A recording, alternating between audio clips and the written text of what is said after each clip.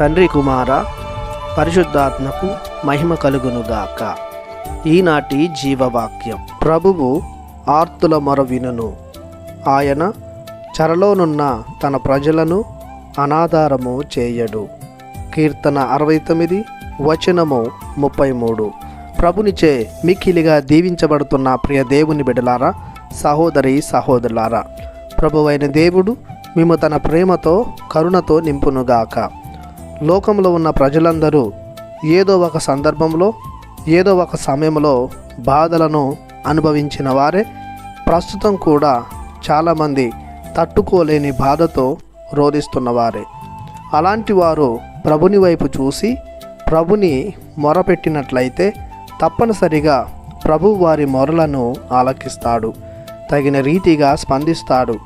మానవ రోదనకు లేదా ఆర్తికి కారణాలు మానవుణ్ణి బంధించిన చెడు వ్యసనాలు, అలవాట్లు, చేసిన పాపం శాపమై తప్పించుకోలేని బాధలను, రోగాలను అనుభవిస్తుంటారు. కొందరు త్రాగుడు, త్రీనుడు వంటి మత్తు పదార్థాలకు బానిసలై బయటికి రాలేక కొట్టుమిట్టాడుతుంటారు. బందీఖానాలో బరువులు, భారాలతో అల్లాడిపోతుంటారు. అలాంటి చెరసాలలో ఉన్న దేవుని విశ్వాసులను ప్రభువు విడువక, ఎడబాయక, అనాధారము చేయక, దుష్ట శక్తులతో పోరాడి దురలవాట్ల నుండి, దురాక్రమణల నుండి, శారీరక, మానసిక, ఆధ్యాత్మిక రుగ్మతల నుండి విడిపిస్తాడు. తన సేవకులుగా, బిడ్డలుగా స్వేచ్ఛ స్వాతంత్రాలతో దేవుని ఎడల భక్తి శ్రద్ధలతో జీవించేలా తీర్చిదిద్దుతాడు. ఇర్మియా గ్రంథము 29:11 వచనంలో వాగ్దానం చేసిన మేలైన ఆశీర్వాదకరమైన బంగారు భవిష్యత్తును వారికి ప్రభువు బహుమానంగా దయచేస్తాడు.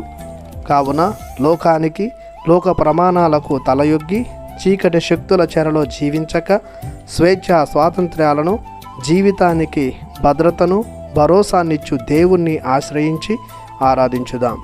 ప్రార్థించుదాము. మా ప్రియ పరలోకపు తండ్రి, మీ అనలేని కృపకు గాను మీకు మనసారా వందనాలు చెల్లిస్తున్నాము.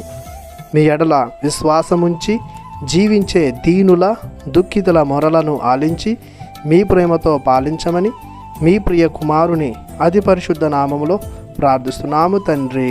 ఆమెన్. దేవుడు మిమ్ము దీవించునుగాక. ఆమెన్.